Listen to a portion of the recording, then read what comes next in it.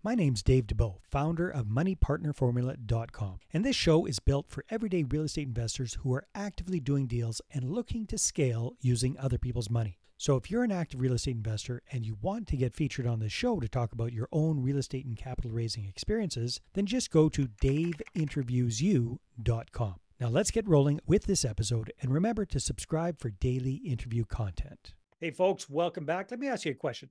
Have you heard of flipping land? I mean, everybody's heard about flipping houses, flip this house, flip that house. There's HGTV shows all about it. A lot of people haven't heard about land flipping. Some people have, but today's special guest, Travis King, is not only a land investor who's been doing this for a long time, he's also recently written a brand new book all about land flipping, land investing, and he's got some interesting, different kind of takes on it. So I'm very excited to invite our special guest today, zooming in all the way from Arizona, Travis King. Travis, how are you doing today?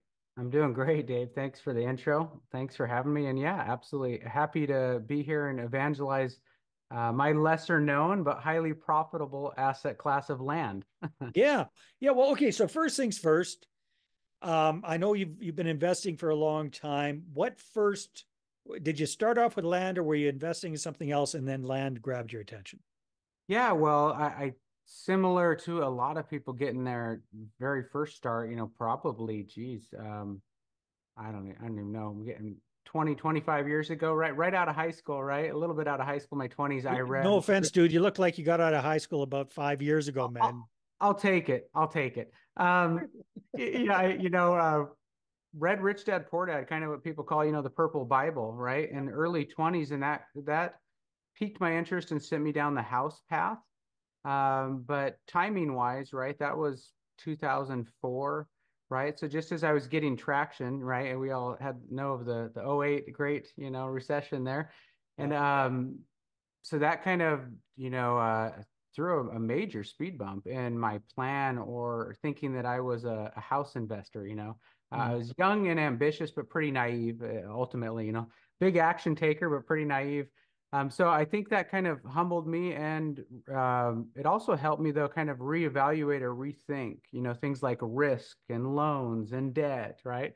Which is a good thing. It didn't feel like a good thing at the time, but it was. And when I kind of reloaded and decided to get back in real estate investing after having that traction and then kind of imploding, right? Yep. But I beat myself up probably more and longer than I should have, because there were plenty of billionaires that lost, 40%, right, of their net worth during that. But at the same time, I took it real personal.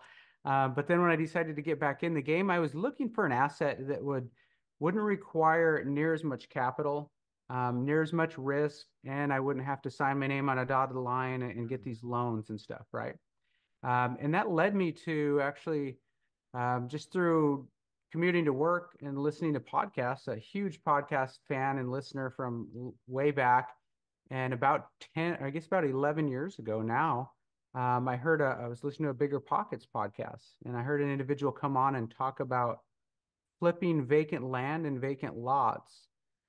Um, and although I was familiar with the land because my dad ironically had subdivided land growing Yeah. up and sold it off with seller financing. So I grew up around land in Montana. I knew land, but it had never been presented to me as like this business model, like a machine, Mhm. where in a high number of transactions per year, you're just wash, rinse, repeat, buying and reselling these lots. So it really piqued my interest. So yeah, just commuting to work with an interest in real estate, listening to podcasts is how I became aware of the opportunity. Very cool. So fast forward to today, do you have any idea of how many land transactions you've done over that 10, 11, 12 year period?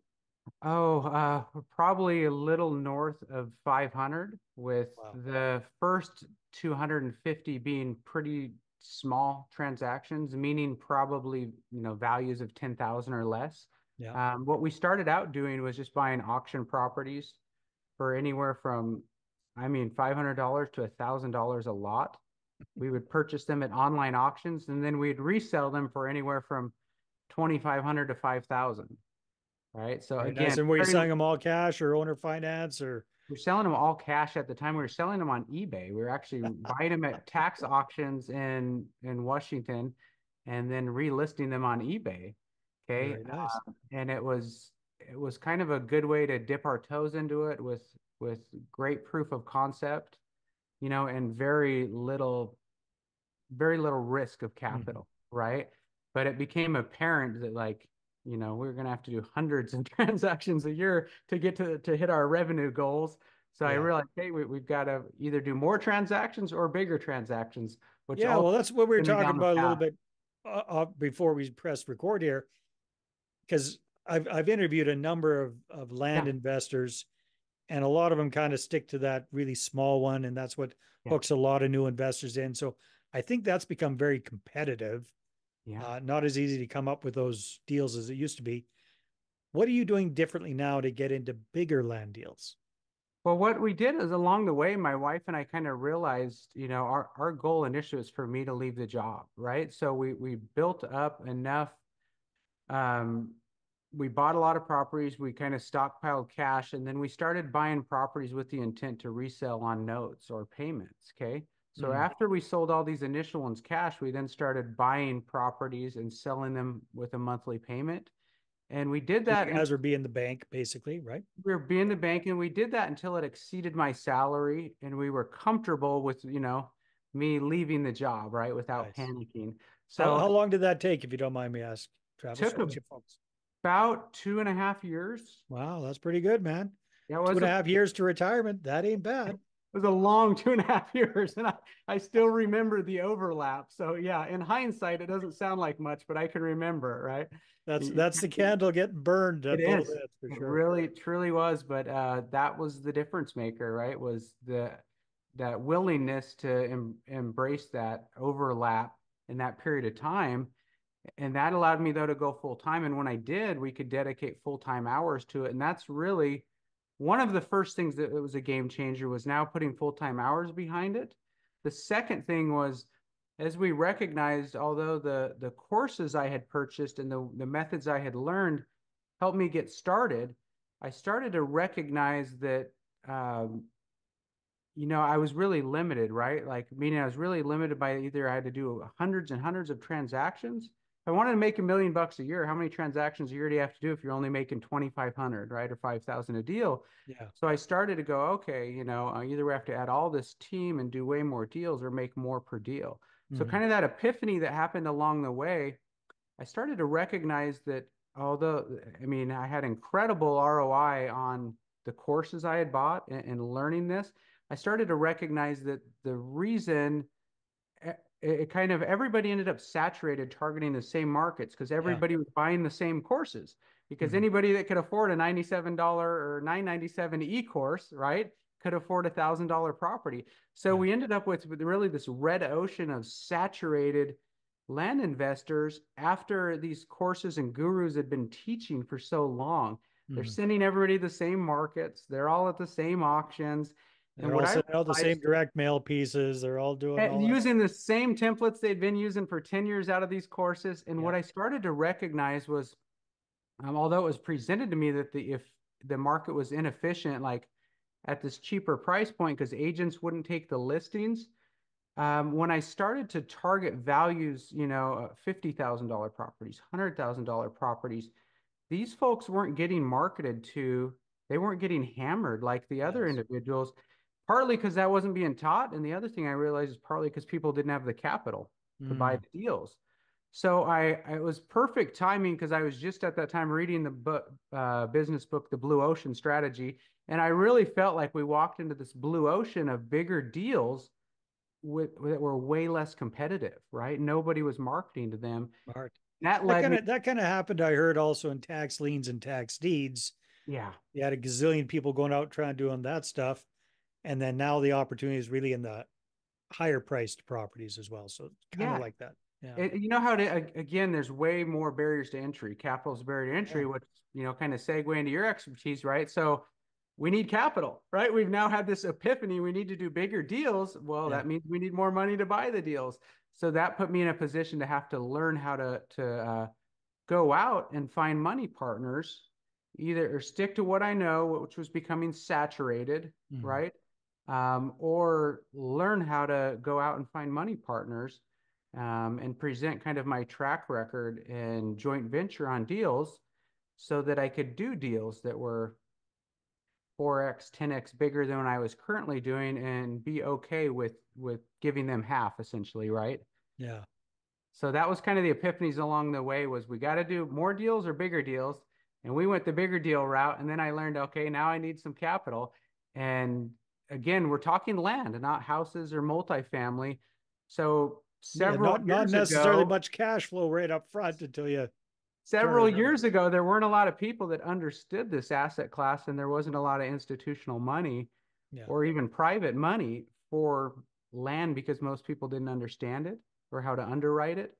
So it was a tough nut to crack, but it changed everything when we started to line up like private money to joint venture on these deals because it kind of took the governor off and I could now go after these way bigger deals. And then again, obviously, when we flipped them, the inbound wires made a difference in our life, right? Yeah. Instead of just getting $2,500, we're now getting $25,000 or 50,000 a deal, and it doesn't take many of those to start to kind of build up the war chest. Well, so tell me this, Travis. I've got my head around what your business looked like initially. Give us a little snapshot of what does your land investing business look like right now as of Yeah. mid 2024? Yeah, so my wife and I work the business together, co-owners and operators. Okay.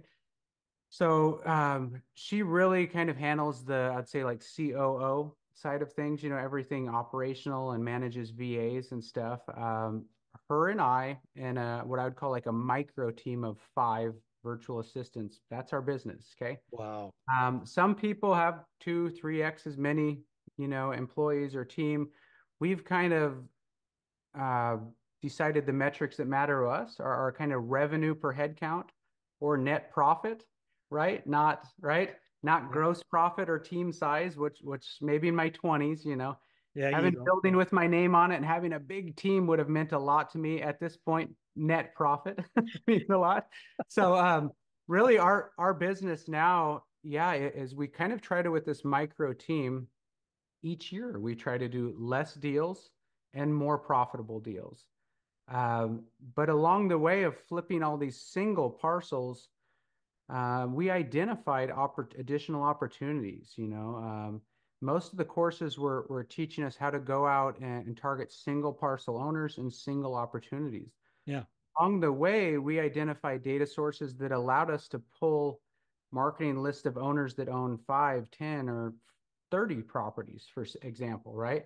And we could now target market to these owners and potentially buy portfolios of properties in one escrow, right? And then Now, resell. I got a question for you, Travis. Sorry, I don't want to take you off track, but my understanding was, I could be wrong. Like I had one client that was into land investing as well, and they would do direct mail and they would Yeah, pick an area and they'd pull the data on all of the owners in that area and they'd send them direct mail and they'd say, hey, here's somehow they got the software and they'd figure out what they could offer for that property. And they just send out blanket offers, lowball offers en masse. So they were kind of counting on landowners who didn't really know what they had or didn't know what it was worth. These guys and gals, it sounds like if they have a portfolio of land, they yeah. probably have a pretty good idea of what it's worth. So why would they sell it to you at a big discount? Great question, because as we moved up from targeting these cheap properties to higher value properties, that's something I talk about in this chapter of the book is the owners become more sophisticated, Yeah. right? Meaning sometimes it's no longer held in an individual's names, it's in a trust or an LLC or an Mm-hmm. entity. Well, you'll learn that there are different like avatars or owner types. You might identify like an aging builder, right? Who like still owns 2 or 3 lots. He used to build spec homes, and these are kind of his extra properties that he never got around to, doesn't have the energy for now. And He's then hanging out talk, playing golf now. He's not thinking yeah. about, And yeah. and you kind of go like, hey, well, these are great properties. I've reviewed them, and I always do this. Let me ask you this. Why don't you just list them with an agent? And I do that not to steer them to an agent because this is going to really help me with discovery and understand their motivation. Yeah. And they might go, oh, I can't stand agents. Like agents are unmotivated. Like everybody has, all humans have biases, whether they're Yeah. known or not. So we're looking for biases. We're trying to tickle out biases. And they either go, well, like, oh, I can't stand agents, or agents don't get land, or they're good listing houses once they're built, Yeah. but the vacant land, or I listed it once and it sat for a year, or so you identify why they wouldn't just list it with an agent, right? Or they go, I could, but I don't know, it might sit for a year in this market with these Mhm. interest rates. I don't know. So you kind of identify with the portfolio owner why they would entertain selling to you because you do explain to them, I'm an investor. Yeah. I'm not going to pay you full retail, but my check will cash and we will close, right? You Hmm. won't pay commissions, you won't pay all these things, but yeah, I'm not paying retail. And again, it's the main thing for people to understand is it's you're not, batting 1,000 here, right? No. You might talk to 30 or 35 no's and then get one yes. Hmm. But that one yes might be a couple $100,000 equity capture, Yeah. right? So Yeah. it's a numbers game, it's a ratio, but usually we identify like the owners, why do you want to sell this? And they might go, well, I've got a son doing really well, lives up in Boston. He's an attorney. He has no interest in vacant Mhm. land or being a builder or developer, right? So there's always a reason. And then sometimes it's just like I'm at a spot in my life, right, where like I need the money, right, more than I Mhm. need the asset. Uh, we bought from a guy. This is a good story because it just shows how timing matters. About 2 years in our business, I came across an owner who owned 130 properties. I didn't have the money to buy 10 of them, right? Let Yeah. alone Yeah. 130 at the time. I wasn't well capitalized enough, but he had all these properties and about 30 of them were available for me to review. The rest he was holding. Yeah. So we started buying them on release, like just started buying them in batches. Okay. Yeah. And then we got to a point we had bought everything over the next couple of years he would sell. And he said, that's it. The rest are long-term holds. Fast forward 5 years, and I'm coaching a student in our land. We later started an education training company. I'm coaching a one-on-one student. I have him marketing in my areas because I know agents, Yeah. surveyors, I have the whole network. And he gets in touch with the same individual. Well, now this guy has another 30 properties that are currently available. And I say, hey, I told you, Glenn, I told you, call me if these ever become available. Well, he got a letter from one of my students and and we ended up reviewing 30 of these additional properties. Hmm. We disqualified 10 because of like road access and wetlands issues. We Yeah. ended up buying 20 of them together. I joint ventured with this coaching client, the student. Yeah. But it was a timing thing when I said, well, why are you selling them now, Glenn? And he said, well, I want to do a 1031 Uh, out of this land into houses. Well, 5 years prior to that, right? That was not where his head that's was. the importance of that, These staying in were touch. long-term So it holds. sounds to me, Travis, very smart.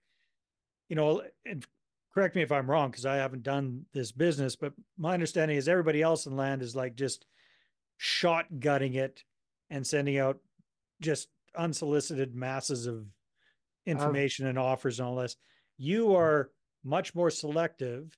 Yes, it still is a numbers game, but you're like rifling, ding, Well, ding, yeah, so ding, we ding, have ding. it. I call it the shotgun method or the sniper method, Yeah, right? exactly. And Yeah. the challenge with the shotgun method is, Zillow, Open Door, OfferPad, all these companies, We Buy Ugly Houses, their marketing budget is it's, Millions, almost billions. infinite Yeah. relative to ours. Okay. Yeah. Yeah. So we can't afford to spray and pray. I Yeah. was Hmm. there, I did it. And that's what led me to learning how to micro target and hyper target individual subdivisions. So Hmm. I now teach that as like a hyper target at a subdivision level versus spraying and praying at the county wide level Hmm. because it's just wildly inefficient and it's expensive, especially when Yeah. people are starting out. So yeah, we might target larger acreage properties because we want to subdivide them, right? So we'll target subdivide candidates. We'll target owners that own 5 or 10 or more properties. So we've kind of put in our own spin on it as we Hmm. got farther into the business and recognized new opportunities that maybe haven't been exploited yet and certainly weren't saturated yet. Yeah. So that's kind of, I guess, we're still in the asset class of land, but there's all these little niches of like subdividing, seller Mhm. financing, right? Waterfront properties. There's just all Well, these different little sub niches inside the asset class. well, speaking of some niches, I think you talk a lot about them in your new book. So tell us a little bit about your book as we're wrapping things up. Yeah, so absolutely. So after You got a picture of it? I think you got a I copy do. there. It's a Yeah, good, yeah. sharp looking book. I The like book that. is The Land Investor's Playbook, a powerful game plan to scale to seven figures and beyond. The reason I say seven figures and beyond is because there's a lot of courses out there and there's a lot of people that will teach you how to get started. And you'll probably learn how to make 50 to 150 a year, which might sound in itself like, wow, that's incredible, right? But that I kind of got to that point and then I realized like I was just going to be repeating the same year over and over again unless I like started to implement these new strategies, Hmm. right? We wanted to scale revenue upward and onward, right? So we had to kind of add plays to the playbook. The one play that I'd say most people have heard of, everybody's running, is what in my book, chapter one, I call the micro flip play. We talked about the micro flip, right? Yeah. But then you work your way up to bigger deals, and then you start doing things like, subdividing. We start targeting, waterfront lots with six-figure flip potential. So Hmm. that's really what the book is adding those plays to the playbook that will help you scale revenue up Plus, and kind of plus, it help. sounds like you got some of the basics down there too, as well. So for somebody who hasn't done the business at all, it still would make sense to get the book. Yeah, absolutely, because it's foundational, and a lot of the time, the thing is, until we know, like you know this very well, until we know how to access private money or we know how to find, capital partners, Hmm. our only choice quite often is to self-fund, right? Yeah. Self-fund using our own means. So there's still plenty of opportunity where you can accomplish proof of concept and you can get a couple transactions under your belt with that micro flip. Yeah. And then once you bring that profit Proof, back in, proof in and the pudding, right? yeah, once you've proven to the wife you're not going to lose all your savings, right? And you've done a couple deals, then you can go, okay, now, honey, can I do the bigger Now deal? you can hit up the in-laws. I Right? hear you, Yeah, man. yeah. Awesome, Travis. So if people want to get a hold of the book, where should they go? What could they do? Yeah, so you could just go to travisking.com, and the book's probably going to pop up, all right? And we're going to give you an opportunity to get a copy of the book for free. Or if you prefer to pay for it, you can go to Amazon and look up The Land Investor's Playbook, and pick up, it's available in all formats there. That is awesome. I'm going to grab a copy of your book for sure. I'm interested in that. Looks like a fantastic book. I love the fact that you've kicked it up to the next level and it's beyond. It's the micro flip and beyond. I love the idea of what you're doing with the subdivisions and the kind of higher quality or higher profit potential type property. So Yeah, that's I say kind congratulations. of the ability to achieve like outsized Yeah. profits that aren't normal. And what it was it started out as these were my own notes, like plays in the play, but these are kind of my own yellow notebook notes of how to do these things. Then as I started coaching clients one-on-one and teaching this, I started put them in Google Docs because when you're teaching or sharing something, you have to Yeah. have things a little more cleaned up and better presentation. Then it got to the point where I kept answering the same question, and I thought, you know what, the book has always been a personal bucket list item, and if I just put this book together, I can say, go read the book and then circle back to me, right? And if you have any questions, and the book's been incredible for that. By the time people find me, they're oriented and familiar with Hmm. me and with the strategies, and that's really helped both of us, I think. Well, that's awesome. Well, Travis, congratulations for number one, sticking through the rough times when Yeah, you're just a young guy getting started and get the crap kicked out of you. And then, yeah, yeah, you took a little time off, but you got back on the horse and then you found something that made sense. And then you started small and started seeing success and then built up from there. And you only, you got as far as your teachers at the time could teach you. And then you figured out new ways to yeah, to start scaling it. Now you're sharing that. So thank you very much for being on the show. I appreciate it. absolutely. Hey, thanks for having me, Dave. My pleasure. All right, everybody, take care. We'll see you on the next episode. Hey there, I really hope you enjoyed that episode. And as always, if you want to listen to more daily interview content, make sure you subscribe. And if you're an active real estate investor and you're doing deals and you'd like to get featured on this show, then just head over to daveinterviewsyou.com. Now, at moneypartnerformula.com, we help real estate investors to create a process for predictably getting capital so they can do more deals without relying on hard money lenders or the banks. We do this by building them a private capital marketing system. Now, if you want help turning yourself into a big money capital attraction machine, then book a call with our team to see how we can help. Just visit moneypartnerformula.com to find out more. All right, take care, and we'll see you on the next interview.